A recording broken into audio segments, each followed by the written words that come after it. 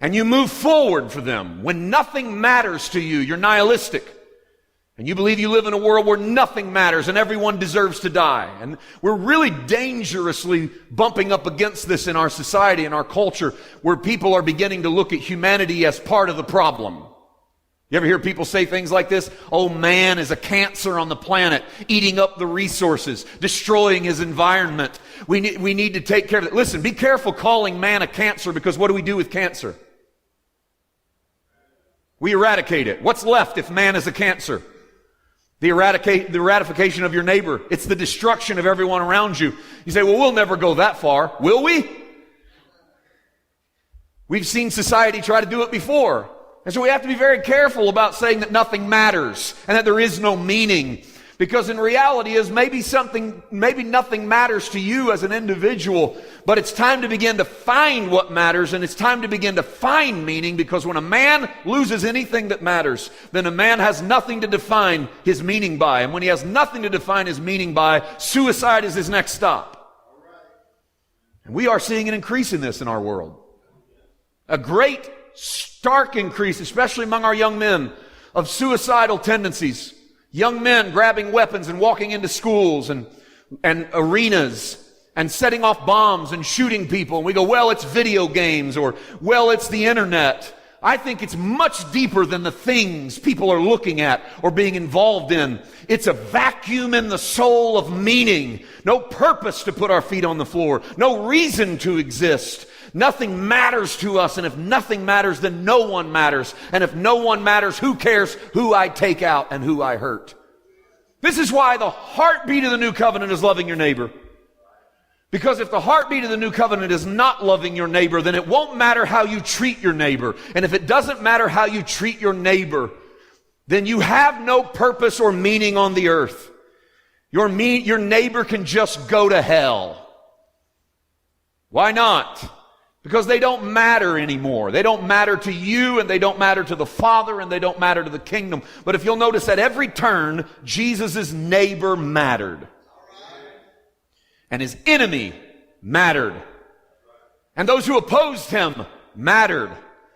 And you've never met anyone who doesn't matter on the earth. They may not matter to you, but they matter to the Father. Why? Because they were created to seek him for relationship, so that by groping they might find him, because in him we live and we move and we have our being. And that's not just believers. How do I know? Well, look again at verse 28. For in him we live and we move and we have our being, as also some of your own poets have said, for we are his offspring. Did you know that Paul is not quoting the Torah? Paul is not quoting the sacred writings of the Jews. Paul is quoting the secular writings of the Greeks. Paul grabs a secular poet. What Paul does right here is the equivalent of someone witnessing today and quoting a rock song, or a movie line, or something they saw on a TV show yesterday, and saying, let me tell you what I saw on a TV show yesterday, and quoting it, and then using it to try to introduce you to the life of God. Now, when I was coming up in church culture, I would have said, you can't do that. That's not anointed.